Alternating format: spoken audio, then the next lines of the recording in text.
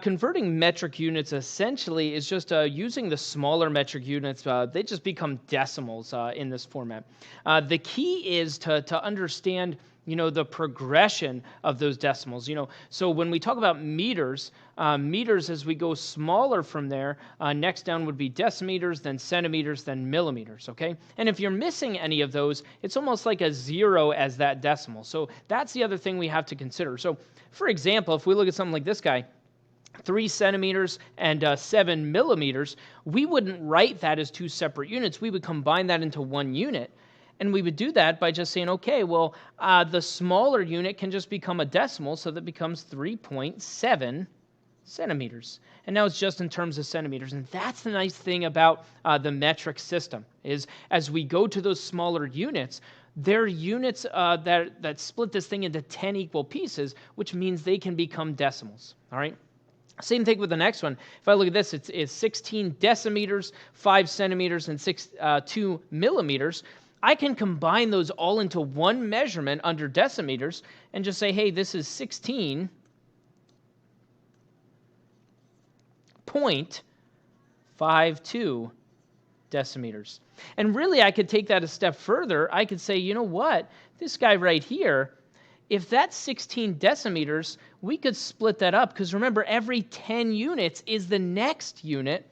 So this guy, we could actually split into 1 meter with 6 decimeters, okay? And so I could split this up further and call it this. I could say this is 1.652 meters. And that's a better measurement for this one, although this one's not incorrect, okay? And so the idea here, and really, decimeters is almost never used. Usually we go right from meters to centimeters when we're actually measuring things, okay?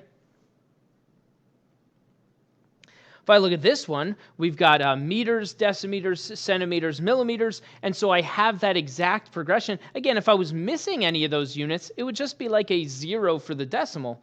And so when I write this thing, it's just 4.537 meters. So I write it as the largest measurement. Those smaller measurements just get included as decimals, okay? This is the kind of thing I'm talking about here. So here I have 6 meters and 8 centimeters on top of that, but you notice I'm missing the one in between. And so when I write this is 6.08. And the reason it's a 0.8 is because I'm missing decimeters. It's like a 0 decimeters in between here, okay? And so it's important to understand the progression of the metric system, okay? So again, that's 6.08 meters.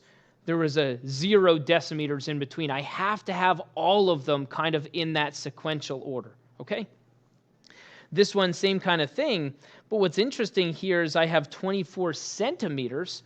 Well, keep in mind, so this guy, because it's 2 values, I could go to this and say, hey, this is going to be 7.24 meters. And the reason I don't put a 0 in this time is because really 24 centimeters, I could break that up into 2 decimeters and 4 centimeters. And so now we can see those 2 decimals kind of appear here, okay? And the reason I show this last example with 24 centimeters is because, again, a lot of times we don't bother with decimeters, okay? We go 7 meters, and then we would just measure everything else in centimeters. And so if we had 24 centimeters, we wouldn't normally measure that as 2 decimeters and 4 centimeters. We'd say 24, so it gets tacked on there as a 0.24, okay?